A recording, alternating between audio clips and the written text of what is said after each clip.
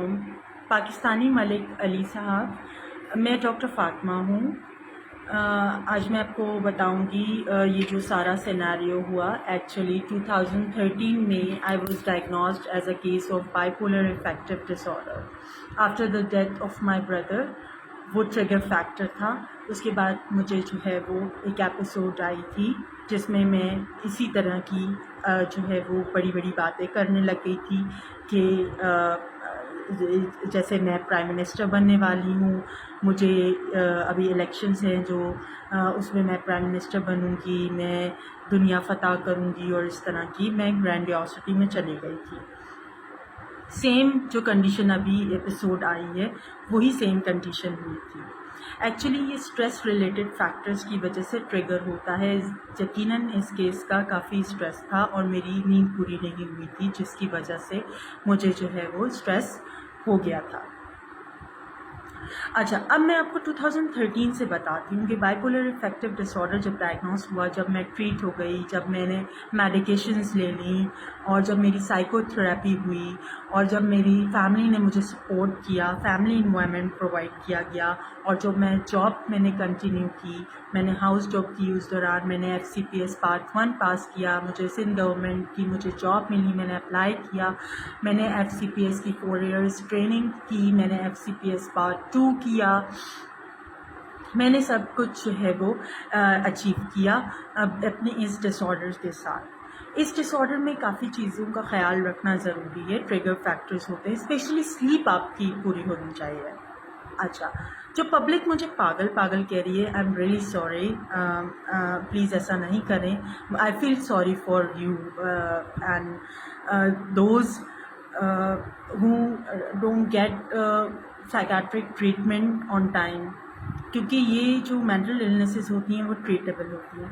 Regarding madam Sheila رضا، تو میں یہ کہہ دوں کہ ایسی کوئی بات نہیں ہے، میرے میڈم سے کبھی بات ہی نہیں ہوئی، کبھی اس حوالے سے کبھی بھی بات نہیں ہوئی زندگی میں میری میڈم سے۔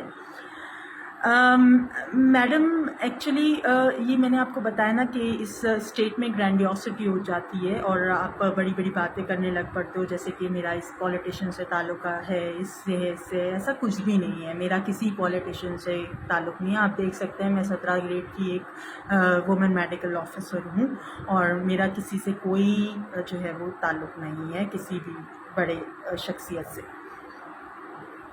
بلکہ میڈم شیلا رضا کے تو اگر میں ان کی خدمات کو دیکھوں تو میں بہت ان سے ہمیشہ مطلب she is like I admire her personality, I am inspired by her, because انہوں نے ریزن اب سنیں، انہوں نے 2013 سندھ مینٹل ہیلتھ ایکٹ بنایا تھا۔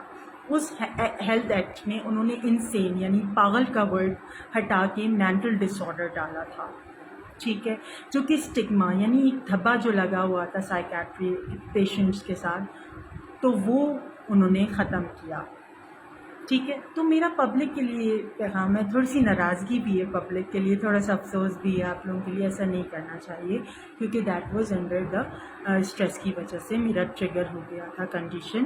یہ نارملی اسی دوران ہی ہوا ہے اسٹریس کی وجہ سے، ورنہ ایسا پہلے کبھی نہیں ہوا۔